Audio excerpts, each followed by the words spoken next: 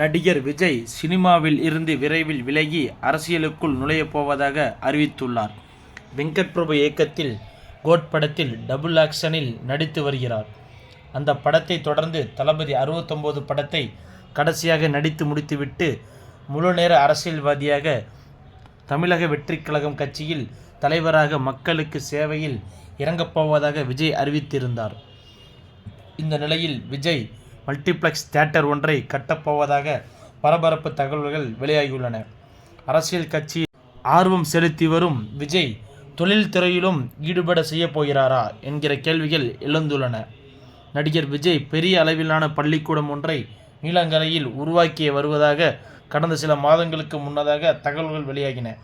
மேலும் ஒரு பள்ளிக்கூடம் இல்லை என்றும் டாம் குரூஸ் கட்டியுள்ள வீடு போன்று சென்னையில் விஜய் கட்டி வருகிறார் என்றும் பல்வேறு தகவல்கள் கசிந்தன.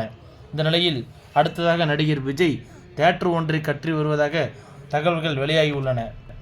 அதுவும் தமிழ்நாட்டில் அல்லாமல் புதுச்சேரியில் மல்டிப்ளெக்ஸ் தியேட்டர் ஒன்றை நடிகர் விஜய் கட்டி வருவதாக சினிமா வட்டாரங்கள் தகவல்கள் தெரிவித்துள்ளன. அதற்காகத்தான் சில மாதங்களுக்கு முன்னதாக புதுச்சேரி முதலமைச்சர் ரங்கசாமியை நடிகர் விஜய் சந்தித்து வந்ததாகவும் கூறப்படுகிறது. இது குறித்து எந்த ஒரு அதிகாரப்பூர்வ அறிவிப்பும் நடிகர் விஜய் தரப்பிலிருந்து வெளியாகவில்லை என்பது குறிப்பிடத்தக்கது.